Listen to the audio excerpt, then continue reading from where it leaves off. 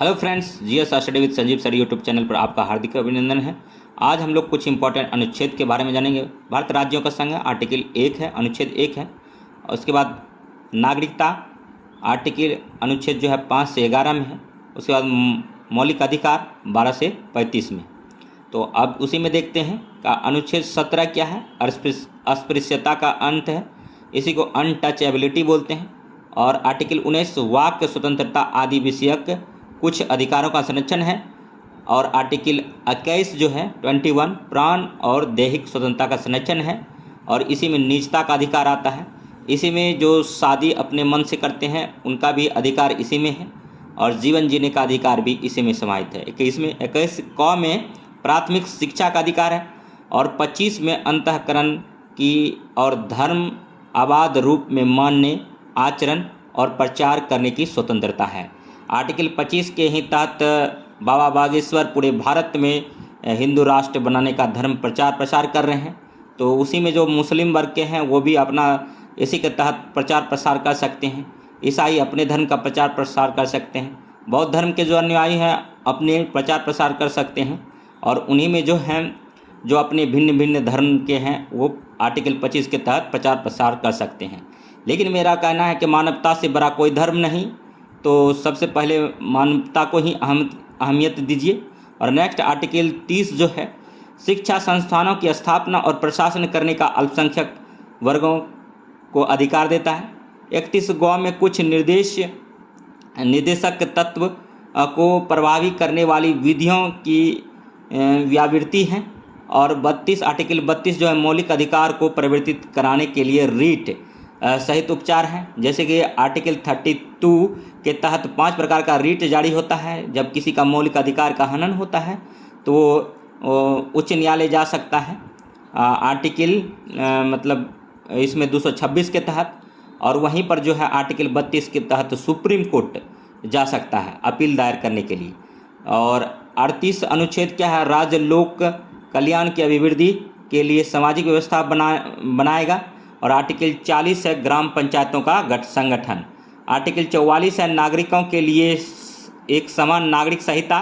और article 16 miss हो गया, ये लोक नियोजन है, ये भी अति महत्वपूर्ण है।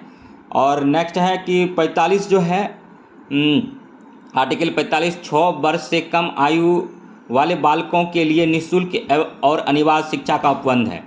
तो इसी में आर्टिकल 23 आता है जिसको बलात्श्रम बोलते हैं। 24 है कि 14 वर्ष से कम आयु के बच्चों को कारखाने आदि में मतलब श्रमिक के रूप में काम पर हम नहीं लगा सकते हैं, जो कि दंडनीय अपराध है। आर्टिकल 46 है अनुसूचित जातियों, अनुसूचित जनजातियों और अन्य कमजोर वर्गों के शिक्षा और अर्थ संबंधी हितों की अभिवृद्धि। और यहीं पर आर्टिकल 47 जो है, ये आर्टिकल 47 के तहत ही बिहार में शराबबंदी है। और आर्टिकल 50 है कार्यपालिका से न्यायपालिका का पृथक्करण है। 51 है अंतर्राष्ट्रीय शांति व सुरक्षा की अभिवृद्धि है। 51 को है मौलिक कर्तव्य है। और 72 राष्ट्रपति क्षमादान की और कुछ मामले में दंडादेश का निलंबन, परिहार या लघुकरण राष्ट्रपति की शक्ति है। और 61 में आर्टिकल 61 में राष्ट्रपति पर महाभियोग लगता है। और 74 जो है राष्ट्रपति को सहायता और सलाह देने के लिए मंत्रिपरिषद का गठन है। 78 में राष्ट्रपति को जानकारी देने आदि के संबंध में प्रधानमंत्री के कर्तव्य हैं। 110 अनुच्छेद जो है धन विधेयक की परिभाषा यहाँ से मिलता है। 112 में वार्षिक वित्तीय विवरण मिलता है। और 123 में संसद के विश्रांति काल में अध्यादेश प्रख्यापित करने की राष्ट्रपति की शक्ति है, यानी राष्ट्रपति अध्यादेश जारी कर सकता है। और 143 में उच्चतम न्यायालय से परामर्श करने की राष्ट्रपति की शक्ति है। 155 में राज्यपाल की नियुक्ति है। और प्रत्येक राज्य में राज्यपाल होता है। राज्यपाल जो है राष्ट्रपति का दूत होता है। एक राज्यपाल एक राज्य या अतिरिक्त प्रभार के रूप में दूसरे राज्य का राज्यपाल भी बन सकता है। और नेक्स्ट है कि 161 में क्षमा आदि की और कुछ मामले में दंडादेश को निलंबन, परिहार, लघुकरण कि राज्यपाल की यह शक्ति है। राज्यपाल का से संबंधित है 161 अनुच्छेद। और 163 में राज्यपाल को सहायता और सलाह देने के लिए मंत्रिपरिषद का गठन है। 167 में राज्यपाल को जानकारी देने आदि के संबंध में मुख्यमंत्री के कर्तव्य हैं। और नेक्स्ट 169 राज्यों में विधान परिषद का उत्साद या सृजन है। किसी भी राज्य में अगर मतलब विधान परिषद का गठन चाहते हैं तो वहाँ पर उनको आर्टिकल 169 का आधार बनाना होगा। इन्हीं के तहत वहाँ पर मतलब विधान परिषद का गठन हो सकता है, या जिस राज्य में मतलब पहले से गठन है विधान परिषद का उसका उत्साद यानी उसको ख़त्म किया जा सकता है आर्टिकल 169 के तहत।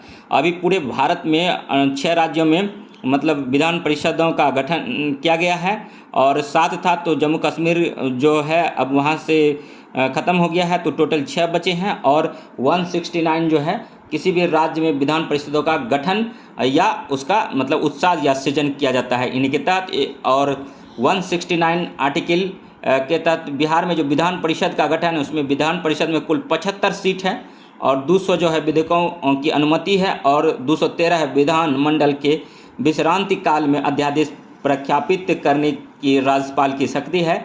226 में कुछ रिटें निकालने उच्चतम न्यायालय की शक्ति है, और पटना हाईकोर्ट 1916 में बना है, और पटना हाईकोर्ट के द्वारा ही उच्च न्यायालय जो है आर्टिकल 226 के तहत रिट जारी कर सकता है बिहार के निवासियों के लिए। अगर आप यूपी के हैं तो उत्तर प्रदेश न्यायालय से निकलेगा।